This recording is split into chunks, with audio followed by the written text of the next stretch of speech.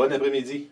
Une équipe de tournage de l'émission Le Show de moto de RDS sera à Hearst demain. Bienvenue à Cine-FM, la radio communautaire qui dessert les 5000 francophones de Hearst, dans le nord de l'Ontario. Les gens sont derrière la radio communautaire depuis des années. C'est grâce à eux si les radios communautaires existent. Si, comme moi, vous êtes... Les revenus de Cine-FM ont chuté depuis que son principal client, le gouvernement fédéral, s'est tourné vers les sites web et la télévision pour diffuser ses annonces en français. Une trentaine de radios communautaires francophones hors Québec sont aussi touchées. On parle de diminution entre 50 et 78 % par station. Les journaux communautaires souffrent également de cette baisse de publicité. J'aimerais connaître l'engagement des partis politiques face aux médias francophones hors Québec. Alors, nous avons demandé aux partis politiques ce qu'ils pouvaient faire pour aider les médias communautaires comme la radio de Hearst.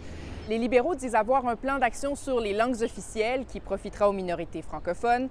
Le NPD, lui, parle de revoir le financement accordé aux médias communautaires francophones hors Québec. Les conservateurs, eux, veulent continuer à renforcer les communautés en milieu minoritaire et ça inclut les médias. À plus de 1000 km de là, à Kingston, le président du Centre culturel Frontenac s'inquiète lui aussi de l'avenir de son établissement. Le centre est le seul à offrir des spectacles en français dans la région. Mais depuis quelques années, les subventions n'ont pas été indexées sur l'indice du coût de la vie et au coût de production qui augmente constamment. Résultat, il y a moins d'argent et le centre essaie de diversifier sa clientèle en organisant des spectacles bilingues ou en mettant des sous-titres anglais à des pièces en français. Ma question est, est-ce qu'il va y avoir des programmes concrets au niveau des financements des infrastructures dans les arts et la culture, surtout dans les régions minoritaires? Encore une fois, nous sommes allés voir les partis avec cette question. Les libéraux veulent doubler le financement accordé au Conseil des arts.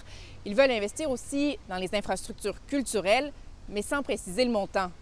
Le NPD parle aussi de réinvestir dans le Conseil des arts, l'ONF, Téléfilm Canada. Les conservateurs, eux, veulent maintenir le Fonds d'action culturelle communautaire qui favorise, selon eux, l'accès à la culture en milieu minoritaire. Ici Laurence Martin, Radio-Canada, Toronto.